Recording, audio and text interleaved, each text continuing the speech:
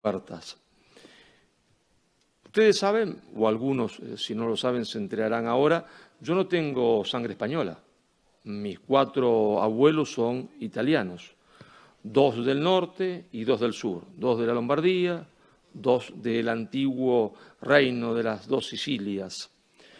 Y en casa era una casa negro legendaria, es decir, donde se hablaba mal de la conquista española de América y donde mi padre decía, ¿por qué no habrán venido los ingleses a la Argentina a conquistarnos? ¿Por qué Colón no le habrá pedido ayuda a los ingleses en vez de a España para llegar a América? Bueno, no era una cuestión de mi padre. Cuando fui profesor universitario y comencé a recorrer el mundo y a conocer grandes intelectuales de derecha y de izquierda, pro-atlantistas y anti-atlantistas, desde Gilles Lipovetsky, ¿no es cierto?, en Francia, a Alexander Dugin en Rusia, cada vez que uno me presentaba como argentino, al rato venía, bueno, qué mala suerte ustedes, estos españoles que le mataron a todas las personas, que le robaron el oro. Y uno tenía que decirle a Gilles Lipovetsky, mira, Gilles, no es así, mira, Alexander, no es así. Pero eso pasaba también con los que eran japoneses, que uno conocía. Es decir, la leyenda negra es, ¿no es cierto?, absolutamente hegemónica en todas las universidades del mundo, con excepciones, por supuesto, notables, y algunas notables provenientes también del mundo anglosajón. Pero es en general, ¿no es cierto?, hegemónica. ¿Qué es la leyenda negra? No es otra cosa que la falsa historia de España contada por los enemigos de España. Primero por Holanda, después por Inglaterra, que la hace política de Estado, después por los Estados Unidos, e incluso después por la Unión Soviética.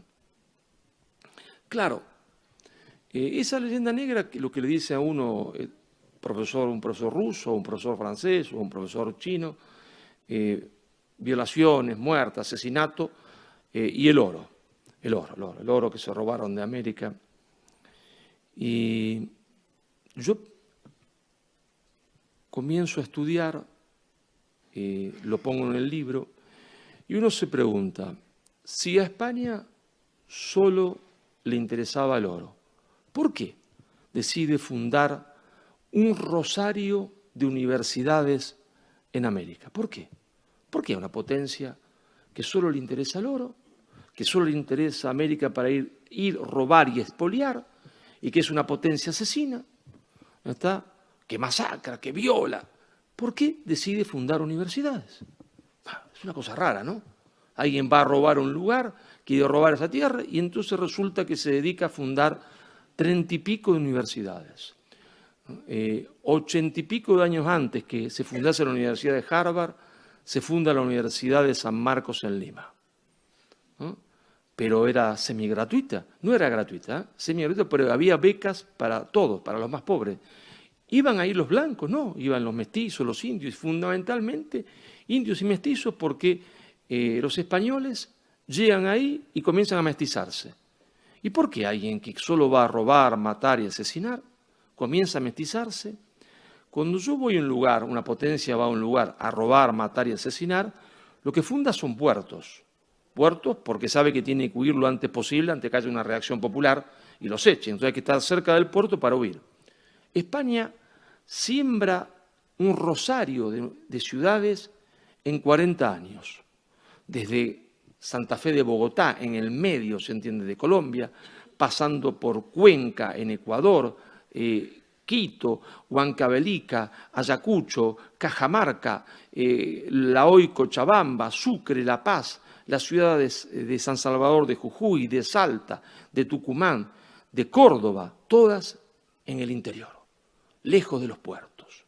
No para escaparse, ¿no? Sino, si uno es para escaparse, ¿para qué la funda? Se entiende en el interior, pero ustedes comprenderán que América no es España. Cuando digo el interior, quiere decir que una ciudad como la de Córdoba está lo más cercana del mar a 1.200 kilómetros y que la separa del mar una montaña gigantesca que tiene casi 6.000 metros de altura. Es decir, una vez que uno funda una ciudad ahí no es para escaparse, es para quedarse ahí. ¿Y por qué? Si España viene a robar, matar, asesinar, violar, se le ocurre hacer esto. ¿Por qué Si España viene a matar, robar, asesinar, robarse el oro, claro. Se le ocurre fundar, también digo y siempre repito la palabra rosario, un rosario de hospitales. ¿Por qué? ¿Con qué interés? Alguien que está ahí, que va para robarse lo que esté, tiene que fundar, ¿con qué necesidad tiene que fundar los hospitales? ¿Por qué? ¿Y por qué funda hospitales gratuitos? ¿Por qué la asistencia sanitaria en Lima era absolutamente gratuita? Es decir, blancos, indios, mulatos, negros, pobres, ricos, bastaba que se llegue al hospital para ser atendido. Claro, me decían algunos, no, pero esos hospitales deberían ser horribles. Bueno, no tanto, porque los ricos de Europa, cuando podían, viajaban a México y a Lima para curarse, porque la quinina, no se olviden ustedes, se descubre en Perú y Ecuador. Y cuando no se podía curar la malaria en ninguna parte del mundo, hacía ya tiempo que se curaba en Perú y Ecuador, en los hospitales peruanos y ecuatorianos. Ahora, fíjense ustedes, funda hospitales, funda universidades, funda colegios. El Colegio San Pablo en Lima tiene 4.000 libros en su biblioteca, mientras que Harvard, si se la puede considerar una universidad, porque en realidad era un college. La diferencia es notable, ¿no? Una universidad es cuando hay varias carreras que se estudian, la otra se estudia una sola. Tiene 4.000 libros y Harvard 400. ¿Por qué? Porque una potencia que va a robar, matar, asesinar, se le ocurre llevar una imprenta, después varias imprentas. Y 100 años que existe una imprenta en la América del Norte anglosajona, ya se están imprimiendo libros en México. ¿Por qué? ¿Para qué? ¿Qué sentido tiene? ¿Por qué esa potencia que va a robar, asesinar y matar, se le ocurre tomar la lengua quechua, tomar la lengua náhuatl de los aztecas y decirles, yo voy a enseñarle a ustedes a escribir en su propia lengua y darle su propia gramática? 15 años antes que existiese la gramática inglesa, ya España con sus sacerdotes, con sus anegados sacerdotes, había creado la gramática azteca, náhuatl. 15 años antes. ¿Por qué? A todo el mundo debería llamarle la atención si no fuese prejuicioso. ¿No? Si no fuese prejuicioso. ¿Por qué se hace esto? ¿Por qué España manda a sus mejores profesores? Pocos saben que el mismo Cervantes se anotó para ir a América. No pudo ir, pero se anotó para ir a América. ¿Por qué? Manda a sus mejores profesores. Pero hay algo más relevante todavía, ¿no? Que en esas universidades, que eran universidades de lo que hoy llamaríamos abogacía, teología, medicina, ¿no? En esas universidades se estudiaba algo muy especial. Se estudiaba teoría política. ¿Y qué teoría política se estudiaba? Bueno, una teoría política que había salido de las entrañas de España, sí, geográficamente hablando, pero también de las entrañas históricas de España, porque España no era otra cosa que la conjunción de las famosas 3 colinas, de la colina de Roma, de la colina de Jerusalén, y de la colina de Atenas, es decir, esa conjunción de Esparta, Atenas y Jerusalén. De las entrañas de España surge un derecho político que ya era loco estudiarlo en Europa, pero mucho más loco estudiarlo y enseñarlo, sobre todo, enseñarlo en América, que supuestamente era colonia. Ese derecho político decía que el poder viene de Dios. Lo decía todo el mundo eso. Los franceses decían el poder viene de Dios, la escuela francesa de teoría política, la escuela inglesa de teoría política, el poder viene de Dios. Pero los españoles agregaban algo, nacido en Salamanca, pero que se enseñaba en América, por los mejores discípulos de Suárez los manda a América. Curioso, ¿no? Los mejores discípulos le dice que vayan a América. ¿Y qué decía? El poder viene de Dios y Dios se lo da al pueblo. El pueblo lo delega en el rey porque es su padre. Y el rey debe ejercer el poder como un padre. ¿Y qué pasa si el rey no ejerce el poder como un padre? Bueno, esta teoría política explicaba que el pueblo tenía derecho a la revolución, a destituir al rey. Es más, Mariana avanzaba mucho más. Tiene derecho incluso al tiranicidio, porque el rey se ha vuelto de rey padre en tirano.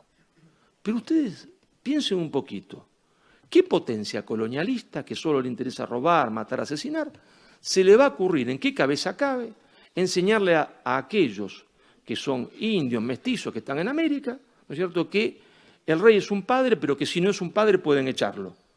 No ha ocurrido nunca en la historia de la humanidad que una potencia le enseñe al supuesto súbdito y colono que tiene derecho a echar a esa potencia, porque echar al rey es echar a la potencia, ¿no? ¿Pero en qué cabeza cabe? ¿Por qué? ¿Por qué? ¿Por qué? Porque esa es la pregunta, porque ya lo decía Sócrates, las preguntas valen más que la respuesta, ¿no? Decía Sócrates, en la famosa mayéutica, el arte de parir ideas, con las preguntas. La gente se va con las preguntas y después solos van creando ideas, porque va dando respuesta a las preguntas. Claro, los enemigos de España no nos dejaron reflexionar sobre el porqué, porque los enemigos de España crearon la leyenda negra, formaron un tribunal de la historia que tiene las manos manchadas de sangre, un tribunal de la historia integrado por Francia, por Inglaterra, por Holanda, por Estados Unidos e incluso por la Unión Soviética. Ese tribunal de la historia, si uno repasa a vuelo de pájaro a Francia, patria de la supuesta libertad, igualdad y fraternidad, se encuentra que una pequeña región del norte de Francia se opone a la revolución y el comité en París decide que esa región, que la Vendée, debe ser eliminada de la historia de Francia, que la población de la Vendée debe ser exterminada. En algunos pueblos se llegó a masacrar el 80% de la población. Los hombres del ejército francés revolucionario tomaban a las mujeres y a los niños católicos y los tiraban en hornos de pan para que se quemasen y disfrutaban de sus gritos. Esto está en los partes policiales de las mismas autoridades revolucionarias que estaban asqueadas e indignadas, se entiende, lo que estaban haciendo esas tropas. Pero Francia es el país de la tolerancia, de la libertad, de la igualdad. No hay leyenda negra, todo está bien, todo es rosa. E Inglaterra, que llegó a América y dijo el mejor indio es el indio muerto, pero peor fue en Australia, porque en Australia llegaron, censaron 900.000 personas y dijeron que en realidad, después se arrepintieron, no son seres humanos, entran dentro de la zoología y fauna, dentro de la zoología. Y pusieron en los mapas terra nullis. ¿Por qué? Porque si no eran seres humanos podían ser eliminados. Y en Tasmania sobrevivió una sola mujer del genocidio de Tasmania. No vamos a relatar el propio genocidio inglés de una parte pequeñita del pueblo inglés, muy pequeñita, que impuso a sangre y fuego el anglicanismo colgando sacerdotes católicos y católicos de los campanarios de las iglesias. Y sin irnos tan lejos, personajes como Churchill, que pasan por grandes demócratas. Segunda Guerra Mundial, necesitaba comida Inglaterra y el ejército inglés, y Churchill dice, bueno, venga el arroz de la India para nosotros. Y eso causó la muerte de 3 o 4 millones de indios. Y las autoridades inglesas en la India le dicen, pero, primer ministro, esto va a causar la muerte de 3 millones de personas, 4, va a ser una masacre. Bueno, dijo Churchill, la culpa la tienen ellos porque se reproducen como conejos. Difícil, ¿no? Tampoco vamos a seguir abundando porque no es que el libro está escrito para decir todos tienen las manos manchadas de sangre, España también, y entonces no hay nada por lo que pedir perdón, porque todos somos iguales, de malos, todos tenemos las manos manchadas de sangre, todos somos asesinos. Pero vuelvo a la primera pregunta, ¿por qué España entonces fue distinta? ¿Por qué? ¿Por qué sembró universidades, colegios? ¿Por qué creó y predicó esa teoría política?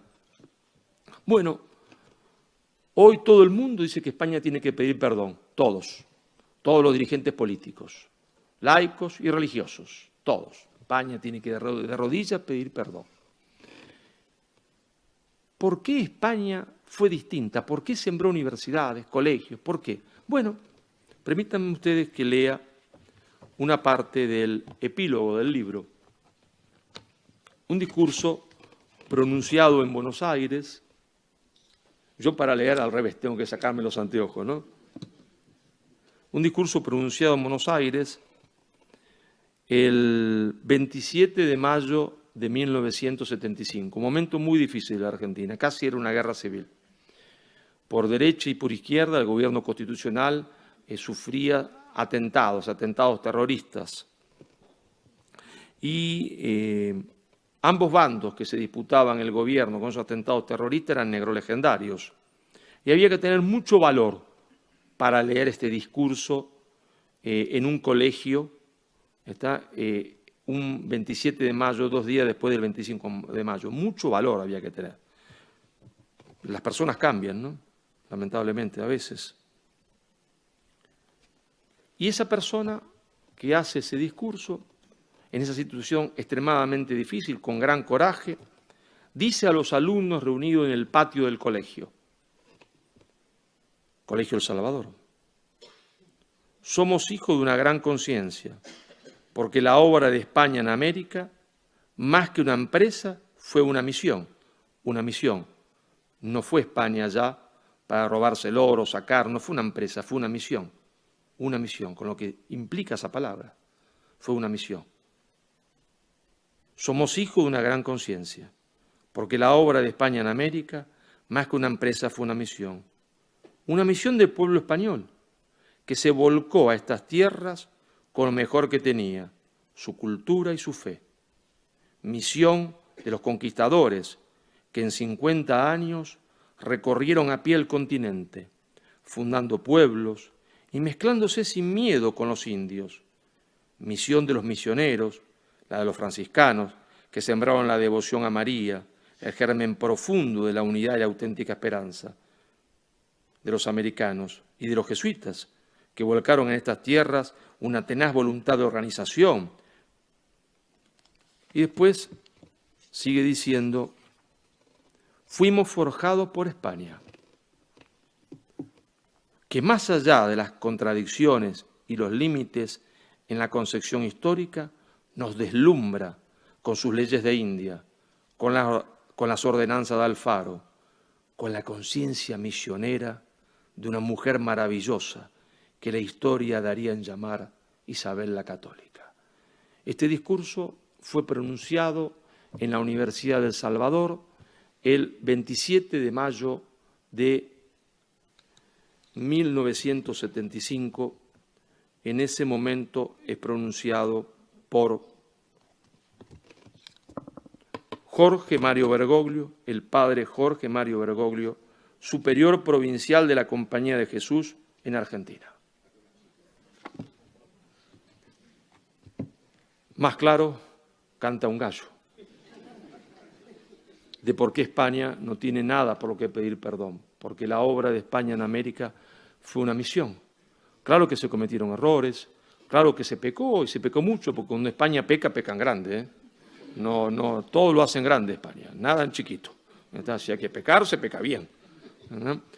Pero si el árbol nos permite ver el bosque, veremos que el mundo anterior era un mundo terrible, un mundo de crueldades fantásticas, un mundo que cuando llega Cortés a tierra mesoamericana, lo que hoy consideramos México a la mitad, había un imperialismo antropófago que terminaba todos los años con la vida, dice Prescott, de 20.000 personas, pero Prescott dice: no me atrevo a decir que la cifra de 150.000 es falsa.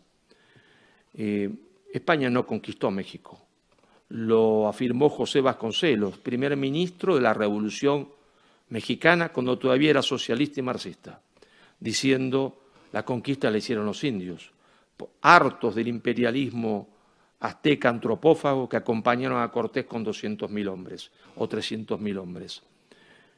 Pero España fue distinta. Fue distinta esa España de Carlos V o Carlos I, y fue distinta no tan solo porque España era católica, porque católica o nación católica también era la nación portuguesa, la nación francesa. Y vaya que hicieron desastres los portugueses en el Brasil y los franceses en sus colonias. Veamos el África, ¿dónde están las universidades? ¿Dónde está el rosario de universidades fundada por Francia en África? ¿Dónde está el rosario de hospitales fundados por Francia en África.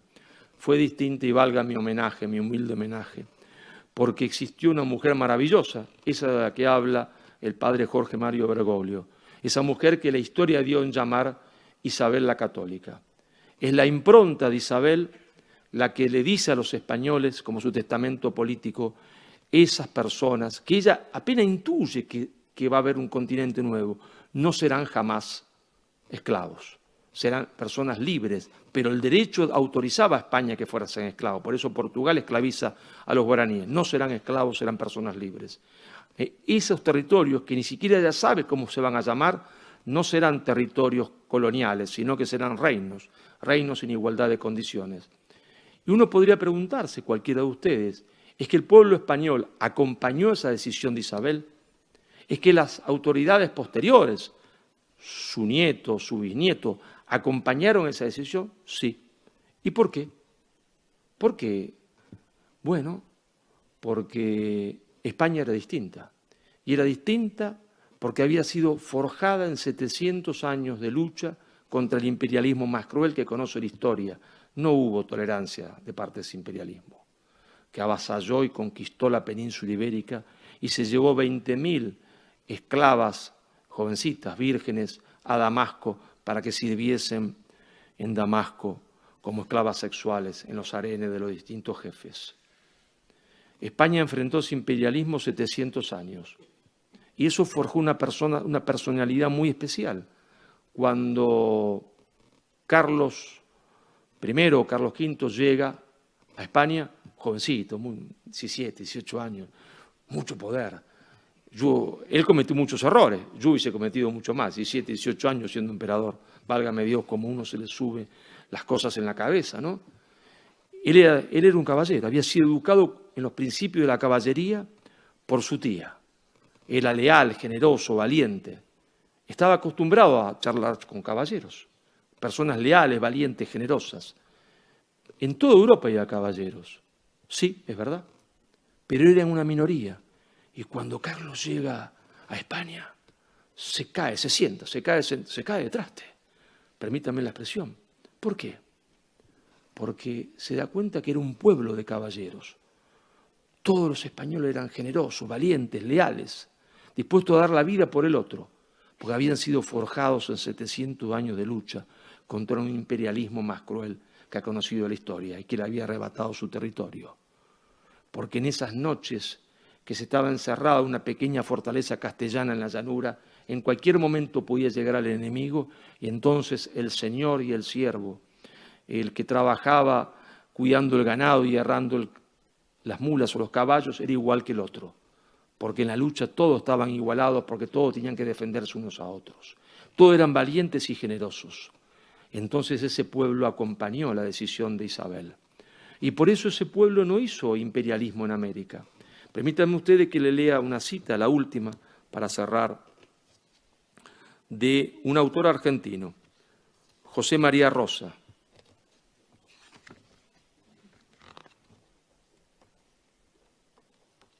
Ahora no la encuentro ni yo mismo, que soy el autor, ¿eh? Esto ya está grave.